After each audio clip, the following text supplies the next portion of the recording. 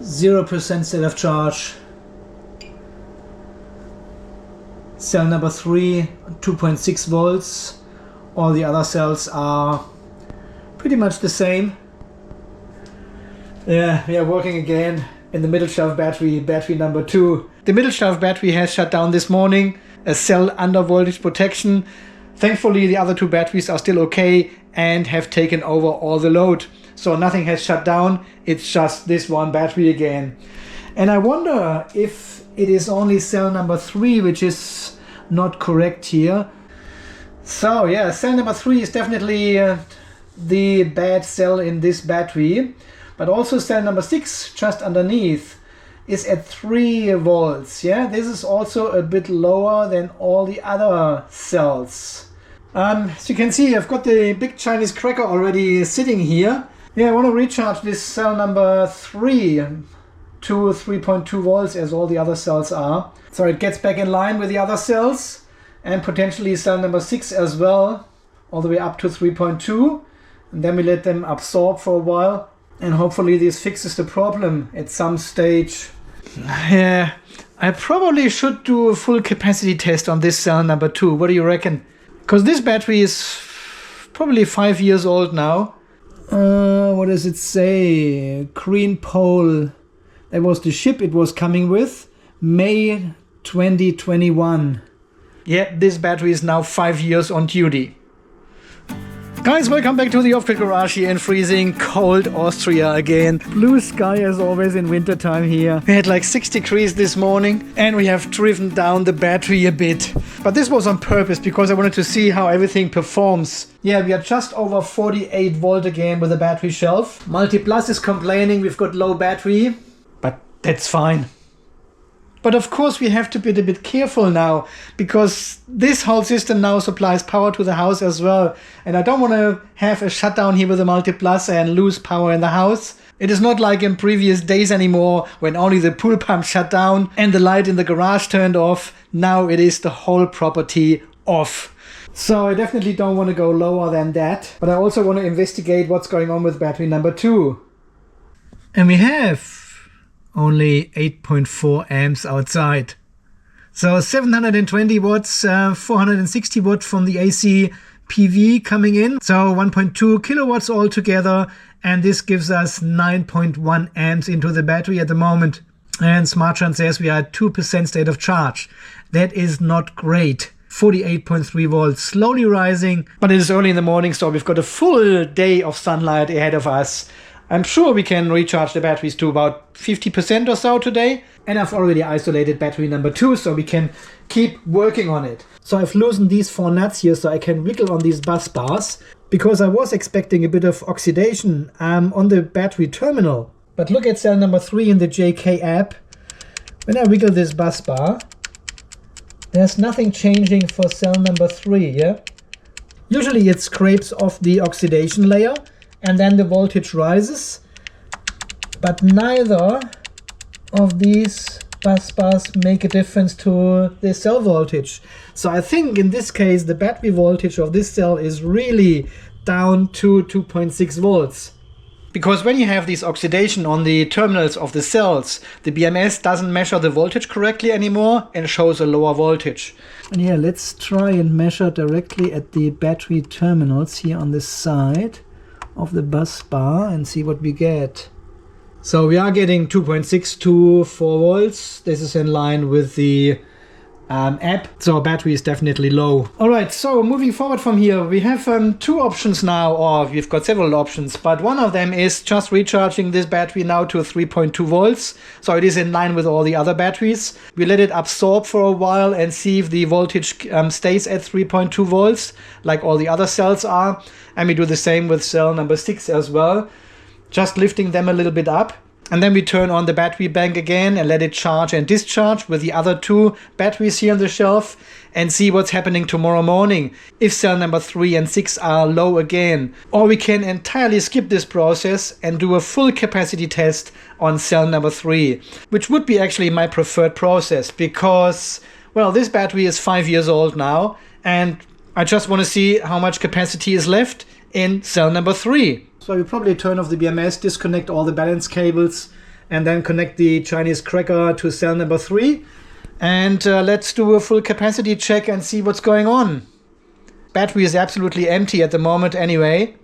And these are LF280 from EVE. Not the K variant, LF280 only. Okay, let's do that. Let's do a full capacity test. Let's set everything up and start the Chinese cracker. Okay, you want to charge this one all the way up to 3.65 volts with 40 amps. 280 times 0.05. It's 14 amps. I cannot set 14 amps here with the machine, so we set this one to 9.99. So 10 amps. So 10 amps cutoff current. That is close enough. Alright, let's go. Let's recharge this battery to 3.65 volts with 10 amp of cutoff current. And then we do the full discharge. Okay, this will take close to 7 hours now to fully charge this battery, and then another 7 hours to fully discharge this battery. I'll be back once the battery is fully charged. We have a quick look and then start the discharge test. It will be ready by tomorrow morning then. So for today, we will have only the top shelf and the bottom shelf battery connected to the house and everything else. So I've also changed the settings in the smart shunt in the battery shelf from 864 ampere hours down to 584. This automatically gets reported to Home Assistant here as well, and we can see we now have only a capacity of 30 kilowatt hours with the bottom battery and the top battery in the shelf, so 280 ampere hours less, and this results in 3.1% state of charge and 1 kilowatt hour left in the batteries. But we are now charging with 1.6 kilowatts, so that's cool. So my friends, after several hours, 386 minutes, I believe that means, we have reached the 3.65 volts. Voltage is already sagging down to 3.35 around, and we have charged this battery with 257.8 ampere hours. Yeah, as you can see. So this is a 280 ampere hour battery, and we know the efficiency charging, discharging is almost 99%, and the battery was down to 2.6 volts only, so that is almost zero. So we can probably expect a discharge of 255 to 260 ampere hours of this battery, which I will start in a minute. And while this battery is discharging overnight, I'll have a look in my records and my documentation if I can find any information about this battery, and if we have done any capacity tests with these cells at all in the past to compare this result from tomorrow morning. So, okay, it is shortly after midnight now, and we set the charger to discharge with 40 amps down to 2.5 volts. Let's get it started. Guys, have a good night's sleep. See you in a few hours. Good morning, my friends. Welcome back to the Off-Grid Garage. So we have the result here.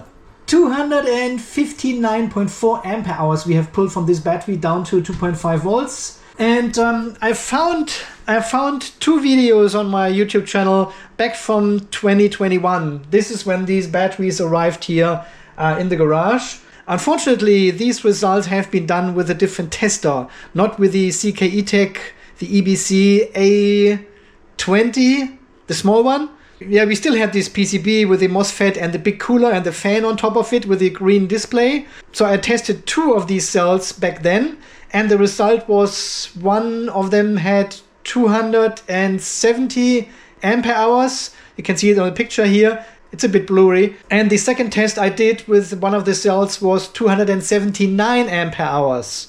Yeah, out of 280. So we didn't even reach the rated capacity back then. Yeah, that's just what it was. So, and when you do the maths and you calculate with 279 ampere hours, and now we have got 259, that is a loss of 7% only. So pretty good, pretty good. And if I assume the cell had 270 ampere hours at the beginning when it was new only, we have only a loss of 4%. So that is even better. Over 5 years, 4% or 7%. Between 4 and 7%, let's say. So that is actually a pretty good result. So I'm pretty happy with 260 ampere hours after 5 years and around a bit over 500 cycles on these cells here in the battery shelf so far. Yeah, if you have parallel banks, you're doing very little cycles on these cells. So no wonder the degradation is so low. Okay, so what I'm going to do now is to recharge this cell number 3 to 3.2 volts and let it absorb for a while. So I want to bring it in line with all the other cells. And then I'm doing probably another capacity test on cell number 6 just to confirm these results here again. And I'll let you know tomorrow morning. Yeah, because until cell number 6 is fully charged, it is late evening, early night.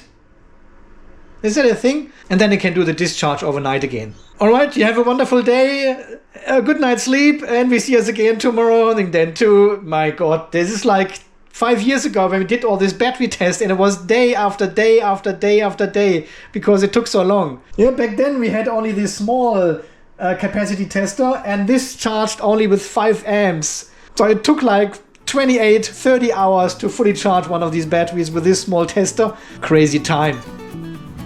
Alright my friends, it is now late afternoon. The battery has now recharged to 3.65 volts. We have managed to put 249.4, so 250 ampere hours into this cell number 6 here. But the cell was at 3 volts, so it was not all the way empty. It may had around 4%, 3, 4, 5% or something left in the cell. So the discharge test now will actually prove how much capacity this cell has. So let's get this started and we will have the result tomorrow morning. Very interesting. 249 only, but from 3 volts all the way up to 3.6. Alright my friends, back in the battery room. These battery tests take such a long time. My beard grew really long. I needed to shave. So let's have a look what's going on here. So what do we have? We have cell number 6, 275 ampere hours only. See, this is even a bit lower than the other one, but only 2 ampere hours, that's fine. So it looks like cell number 2 and cell number 6 at least have still around the same capacity, that's good. Currently I don't want to test another one just to confirm these numbers here, because it takes so long. So what I will do now is we take off the cover here and recharge this battery to 3.2 volts as well. So I'll bring it back in line with all the other cells, and then we turn on the battery again and see what's going on. I really want to push a bit more current into this battery now and see how the cell deviation is behaving then. Because especially with higher currents, there was a lot of deviation here. 150, 200, 300 millivolt I've seen just during normal charging, if the current is a bit higher. So definitely something wrong with all the connections of the bus bars. But yeah, let's get this one in line first and see what's going on. To 0, all the way down to 0, normal, set, start. Okay, bring this one back up to 3.2 volts. Let it absorb for a moment. I don't know how full the other ones are. I just see the voltage and yeah, try to get the other 2 cells now back to the same voltage so we can turn on this battery bank again. So I've just reconnected the BMS here and turned it back on, and let's have a look what's going on in battery number 2. Status, here we've got all the cell voltages. Yeah, okay, so cell number 3, there on the right, is still a bit low. It's still at 3.16 volts only. And all the other cells are slightly above 3.2. And cell number 6, of course, is just recharging right now. So it will take a moment to reach that. But I need to get these 2 cells up to the same level as all the other ones and stay there. Yeah, so I cannot recharge the batteries only to 3.2 volts and then turn off the charger, because the voltage will then go down straight away again. Yeah, they need to absorb for a while to hold this 3.2 volts as we see with all the other cells there. So it's a bit tricky to do that. So that's why I have set this one out to 3.22 volts with a bit of absorption. So we're going slightly higher, let it absorb, and hopefully when I take the power away from the charger, they come down a bit in voltage and then stay slightly above 3.2 volts. This is usually all being done during the top balancing, but here with the manual recharging, it's always a bit tricky and takes a lot of time and effort. Alright, So we have now reached 3.22 volts, there was, and it turns off immediately afterwards. And then the voltage is going down. So I need to go a little bit higher, because it will not stay at this voltage, it will go down. Increase, let's set 3.25. That's maybe too high, I don't know. Still 40 amps. I mean, if cell number 6 and cell number 3 are a bit too high, it doesn't really matter, because with the next full charge of this battery, they get balanced down by the BMS anyway then. So if we have two cells a bit higher, that's not a problem. But maybe when we test this tomorrow morning again, with a full battery connected, and another cell number 11 or something, is then the lowest at 2.5, we have to repeat the test and it will never stop. So manually balancing such a battery is just a total pain in the ass. We have done this in the past with the JK-BMS, right? If you remember. We took a light bulb to discharge certain cells and then a 5 amp adjustable power supply to recharge other cells. And it took me basically the whole day long doing that. And at the end, they still weren't 100% balanced. So such a BMS with an integrated balancer is really a nice help. So I've now recharged cell number 6 and number 3. Number 3 is still a bit high, but as you can see, the voltage is slowly coming down.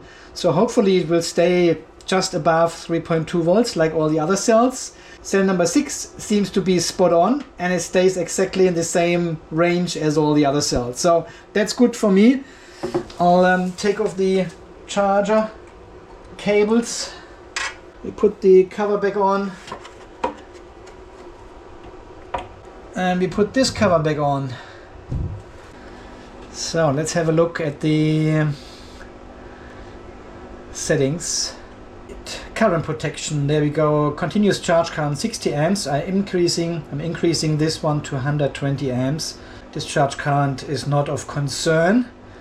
I want to push a bit more current, so we turn this one on first of all. 51.26 volts, and the other two batteries are at 53 volts. So there's 2 volt difference. That should give us a bit of current into this battery when I turn it on. There we go. Let's see. 75 amps, perfect. And let's see what the deviation does. See, we've got a voltage difference of 216 millivolt now. Cell number 12 all of a sudden shoots up to 3.4 volts. So if I turn this off again, see, it goes back in line. Look at cell number 12 when I turn it back on. Bang! Immediately the highest voltage cell. Even the balancer turns on. That is crazy. Yeah, balancer sits on 3.45 volts, that's correct. And this is exactly what I'm seeing, and we are not high, we are at 60 amps, not even 60 amps, yeah, that's 0.2 C, and I'm having this crazy deviation. Okay, anyway, this battery is now charging from the other batteries and solar, and we leave this connected and see what's going on tomorrow morning.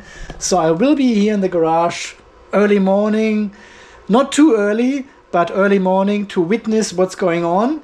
I can already check on the app, but yeah, for the moment the problem seems to be solved. Cell number 3 and cell number 6 are back in line with the other cells, and everything looks good apart from cell number 12 now. But now I would need to take off the bus bars for cell number 12 and wiggle them around, and then cell number 12 is good again. It is not the cell itself which has this higher voltage, but this is what the BMS measures. And I think it is because of this oxidation layer between the terminal of the cell and the bus bar. So there's no other way than taking all the bus bars off, cleaning all the terminals, putting this anti-oxide paste on it, and then put everything back together, and it will work for a couple of months and then it starts again. It's always these cells with the threaded flat terminal and the set screw you need to put in. They're not great. Yeah, all the other cells with the welded stud, perfect. You torque them at 4 Newton meters and you never have any issues, never. Alright, anyway, as always, you have a wonderful day and a good night's sleep, and we see us again tomorrow morning and see what's going on.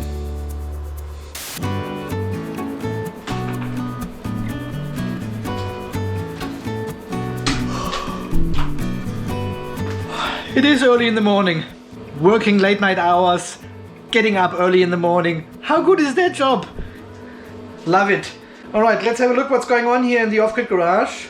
JK-BMS battery number 3. Now battery number 2. Middle shelf battery. We are down to 2.6 volts again. We are close to shutdown. Shit. What's going on here? Lowest cell. Cell number 6 is the lowest. Alright. And cell number 3 is low again. So obviously we didn't do a good job yesterday recharging these two batteries to the same level as all the other batteries. Almost impossible to go via the voltage, because 3.2 volts is in the absolute flat part of the charge curve. Yeah, it could be over there, it could be on the other side almost. There might be several ampere hours in between with exactly the same voltage, so impossible to do. But we can see cell number 3 and 6 are still the lowest voltage cells in this pack here. So yeah, I think only a real top balance can fix this. All the other cells seem to be fine. Yeah, they're over 3.1. Cell number 12 is a bit lower, but I mean, we are almost fully depleted anyway. It says remaining capacity is 0 ampere hours. Yeah, it's at 0% state of charge. Alright, let's have a look in the Victron VRM. Cell temperature, cell voltages. Why is the maximum cell voltage not there? BMS has shut down. 2.5 volts reached. Cell number 3 or cell number 6, we don't know. They are both on 2.5 volts now. So we did a good job to exactly charge them to the same level, obviously. Battery number 6, that's the middle shelf battery, and cell number 6, that's the minimum cell voltage. But there's no maximum. Well, it doesn't really matter, because cell number 6 is our lowest cell. What's going on here in the VRM? So let's have a look in the remote console. Devices, JK-BMS, details. Yeah, JK reports correctly. Highest cell is in the middle shelf battery, cell number 1.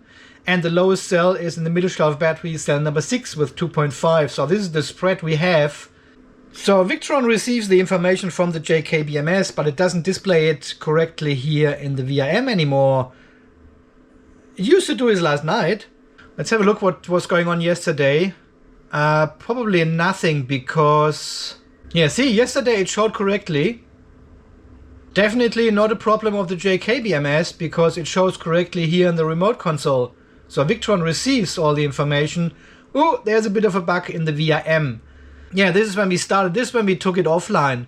That was the day before yesterday. We hit the 2.5 volts and then the charger kicked in. It disappeared. Okay, whatever. Yeah, we can see the 2.5 volts, BMS shut down, voltage recovers slowly, and then we had the grid charger recharging the battery again, so voltage rises fast then. And this was all in in the middle shelf battery, cell number 3, as you can see there. So we couldn't improve the situation really, right? We are still having the shutdown here with cell number 3 in the middle shelf battery, and then voltage recovers slightly, but nothing really has changed there.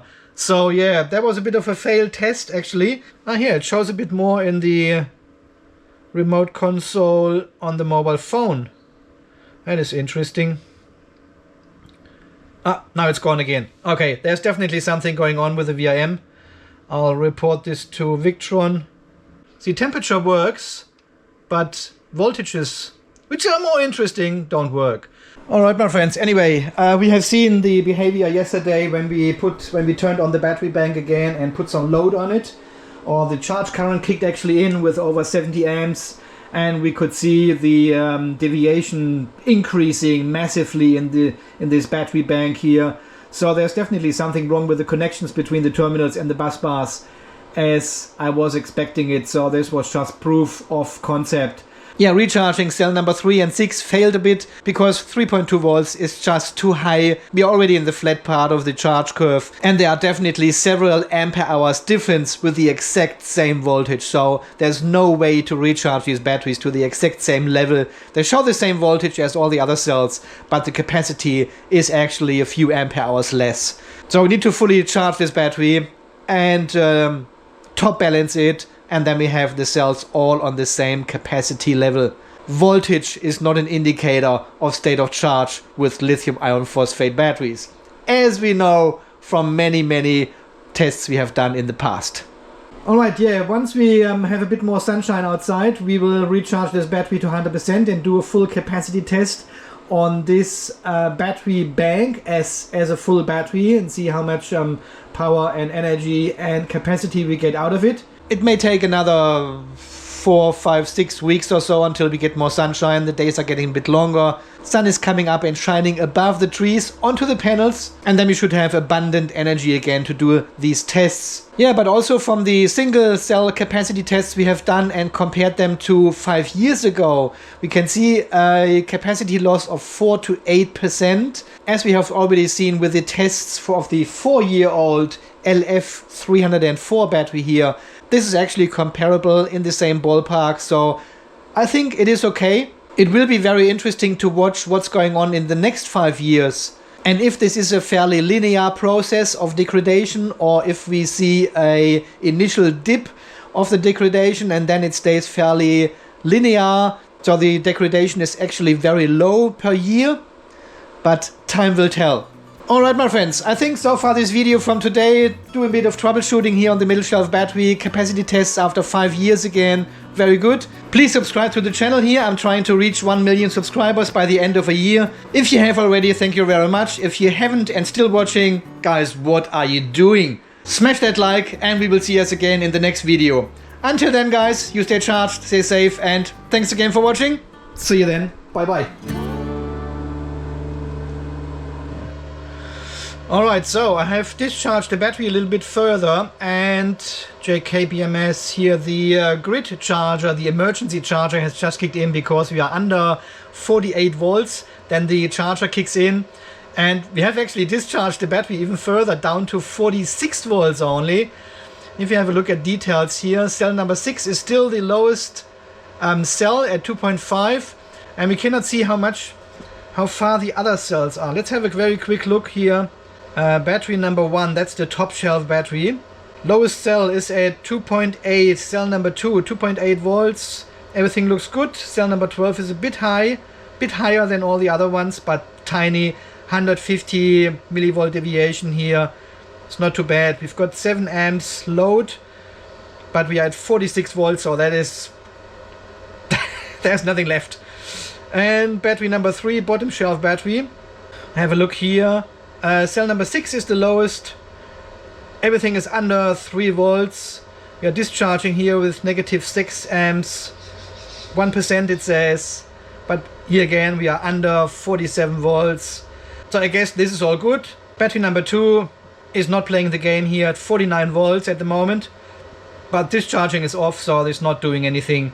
Alright, it's all good. It's all working as designed. BMS shuts down when the cell hits 2.5 volts. Grid charger kicks in at 48 volts, recharges the battery a bit, keeps it alive until the sun comes out now. We're already making over 400 watts from solar now, shortly after 8 AM in the morning. I go back inside. Until then.